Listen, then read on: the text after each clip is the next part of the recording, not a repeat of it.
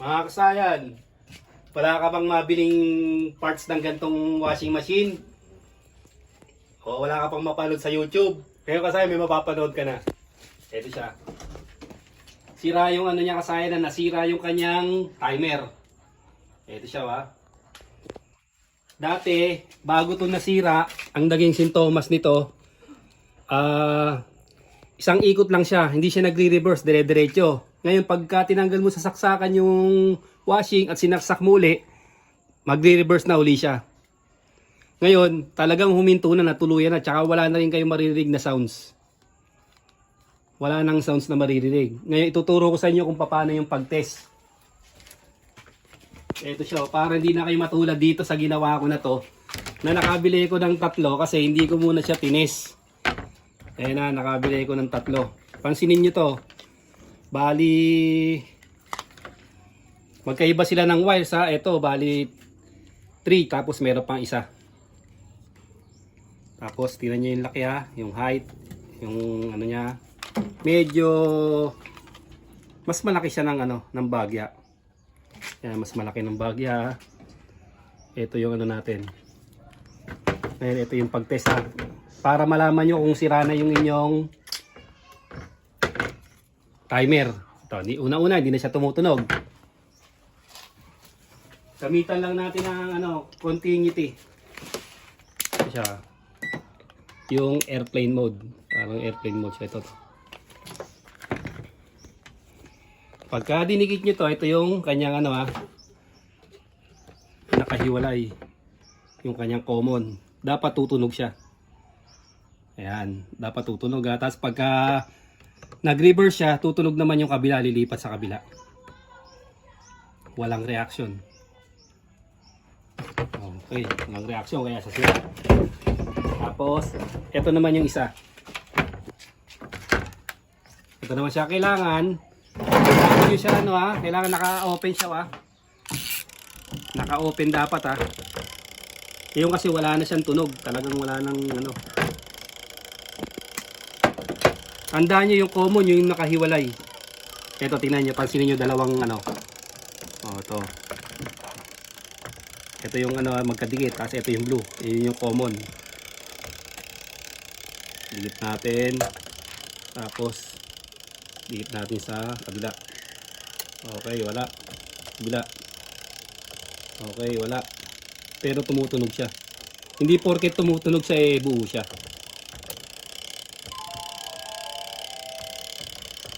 Ayan siya. Wala. Wala. Walang tumutunog. Etong isa, ganun din. Kasi binuksan ko na, kinalawang ko kasi hindi siya tumutunog. Wala na rin. Sira na rin. Ito, ang lakas ng tunog pero wala. Ayan, ito na yung isa ano. Ito siya bubuksan natin. Ito siya. Tapos yung common niya, ito nakahiwalay. Kulay gray. Tapos yun yung red blue. Kulay gray punta tayo sa kulay gray. Tapos hanapin natin yung dalawa, kahit ano sa dalawa. Okay, tumunog. Maghihintay tayo ng pilantik na wala, kailangan lumipat sa kabila. Pag pumilantik yung kasahin, mawawala dito, lilipat sa kabila. May marinig kayong tunog dito. Okay, wala na siya, nandito na sa kabila. Ibig sabihin kasayan, buo na yung reverse at buo na rin yung natin, yung straight. Ayan Pagka tumunog, wala doon, lilipat din sa kabila. Okay na kasahin. Ito yung nabili natin. Ngayon kasahin, wala na kayong mabilan Kasi pumunta ako sa mga puro hindi kasukat. Ang ginawa ko dito sana, kahit ano lang ngayon, makatapos lang sa paglalaba, tapos o-orderan na lang kung sakaling meron sa online. Pero ito yung naano natin, na buo naman siya. Malapit naman siya rito. Ito yung forma bakal yung niya. Bakal yung pinaka saksakan ng pampihit. Okay, tatry na kagad natin. Dito na. Ito siya Tingnan niyo yung color coding. Ito, wag yung pansinin itong nakabalagbag ha. Nakabalagbag na yan, wag yung pansinin yan. Sa junk shop to kasayan na, sa junk shop to nabili. Murang-mura lang. Natawaran pa. Alin yung nakabalagbag? Ito? Etong isa na to, nakabalagbag ha, wag yung pansinin yan ha. Bali ang common, etong gray. Etong gray. Ngayon, pansinin nyo yung ating papalitan. Ito siya. Ang nakahiwalay sa kanya, yung kulay orange. O yun ang common niya, yung kulay orange. Hindi tayo eksperto rito kasayan ha. Nag-DIY lang tayo. Kumukuha lang tayo ng idea sa mga YouTuber nating mga galing. Siyempre, share ko na rin sa inyo para baka ganito kasi yung type ng washing nyo. Pag tingnan nyo ha, tingnan nyo yung kulay. Pansinin nyo. Pansinin nyo yung kulay. Pumitik yung isa, yung ano. Pansinin nyo yung kulay ha. Pag ang gagawin natin dito, dahil magkakulay yung dalawa, tapos yung common niya orange, at yung common naman ito gray, dahil ito yung magkadikit Tatanggalin ko na to ha. Yung tape, mas malinaw. Ito yung nakahiwalay Ito yung pinakabalagbag, ibig sabihin ito yung pinaka-switch niyan, yung parang may fuse, yung pinaka-fuse niya. Ito yung ilalagay natin sa common, yung orange. Ito siya orange ha. Lalagay natin sa common. Siguraduhin yung hindi nakasaksak ha, kasi hindi 12 volts to. Yari tayo dito. Ano na to, 220 volts na to. Nakasaksak doon. Nakasaksak doon pero di nakasaksak sa extension. Ito na siya. Titihin pa natin ng mabuti to. Kasi syempre baka mamaya pag naglalaba mababasa. Kailangan safety first. Iwas tayo kuryentes.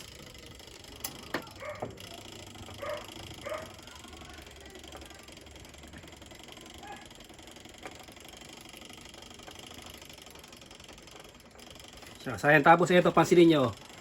Ito kasi yung reverse siya, yung isa kahit magkabaliktad siya, pero dahil magkakulay, ito natin kukunin. Kulay-kulay na lang tayo.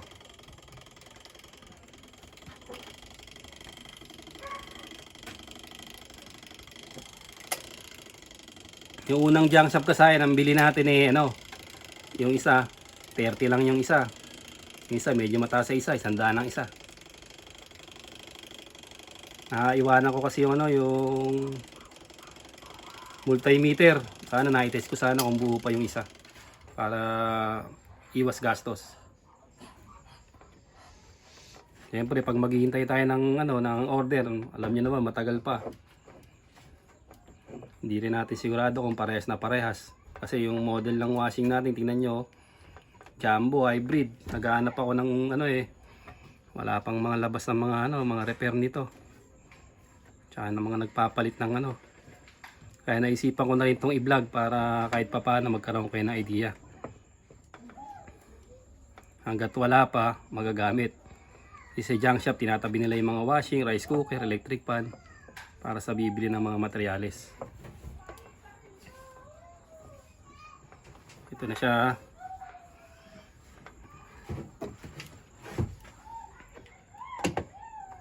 Para sigurado tayo dyan, iti-tape pa natin. Kaya lang malayo pa i-tape natin. Hiwalay ko na lang Tapos bubuksan ko na to. Ito, ang pagkakabit pala nito kasayin, simple lang Ito siya Dito, tutok mo sa kabila. Ito yung tornilyo 1. Dali lang. Ito yung tornilyo 1. Itong isa na to ipapasok natin.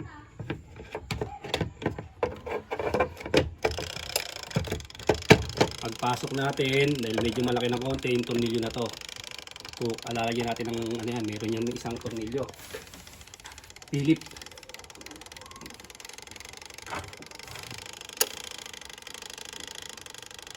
Yung pagtanggal, ganun lang din Ito, nyo lang to. 3 tornilyo nito, iangat nyo lang 3 yung tornilyo sa likod, tapos angat nyo lang.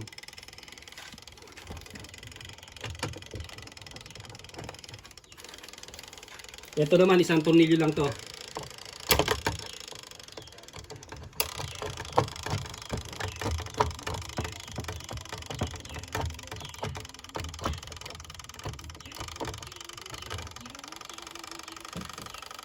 Ayan, titingnan natin sa ano kung sumwak ba siya sa likod. Ito siya ngayon ha. Yun, hindi kumasya. Okay, lumubog. Ang off niya. Off. Okay, naka-off na siya.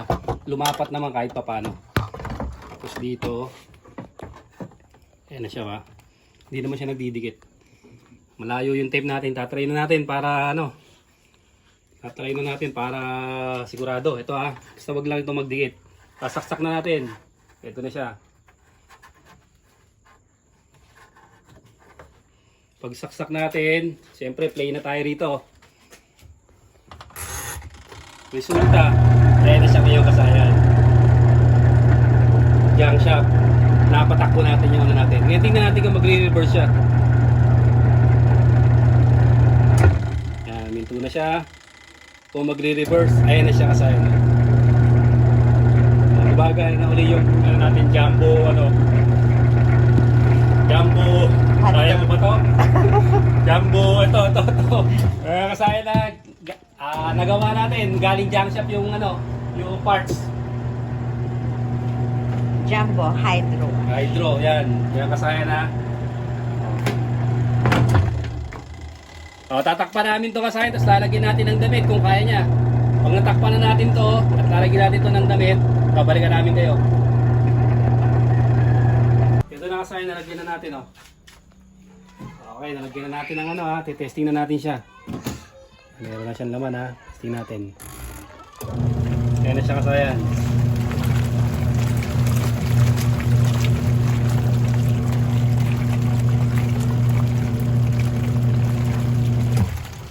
Ayan na kasayan yung reverse.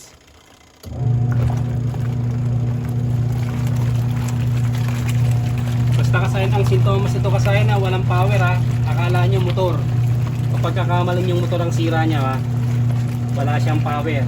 Hindi siya kapasitor Ang dati niyang sakit, pagka naglalaba, humihinto na siya, dumidire-diretso lang siya, hindi siya bumabalik. Bago tuloy ng wala na talagang click, wala na kayong marinig na click sounds sa timer niya. Ito nga pala kasi yung una kong obra, ito siya, papakita ko na rin sa inyo, baka ganito yung sira ng dryer nyo. Ikot lang siya ng ikot. Dito tayo nung ginanahan mag-vlog kasi ito yung pinakamataas na views natin. Ito siya Yung ginawa natin dito yung alambre lang ang solusyon. Ikot lang siya ng ikot. Pag wala kayong mabila ng pyesa nito, ito siya Ito, wala kayong mabila ng pyesa, dito siya naputol. Alambre lang kasi papunta sa motor. Papunta sa motor, alambre lang ilagay natin dyan Pag pinaikot natin, ayan na siya kasi Ito, working pa rin siya hanggang ngayon. Tsaka yung mga kasayan, yung mga rice cooker na no power, yung pinakamadaling meron tayong video dyan. Kaya na, alambre lang yung kasayan.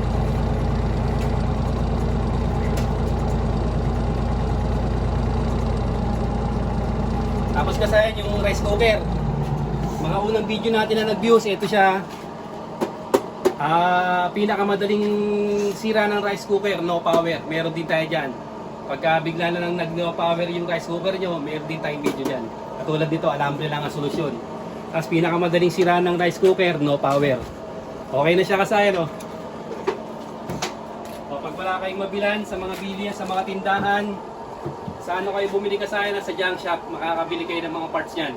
At siguradong mura pa. Magdala lang kayo ng test light para sigurado test light. Multimeter or analog tester.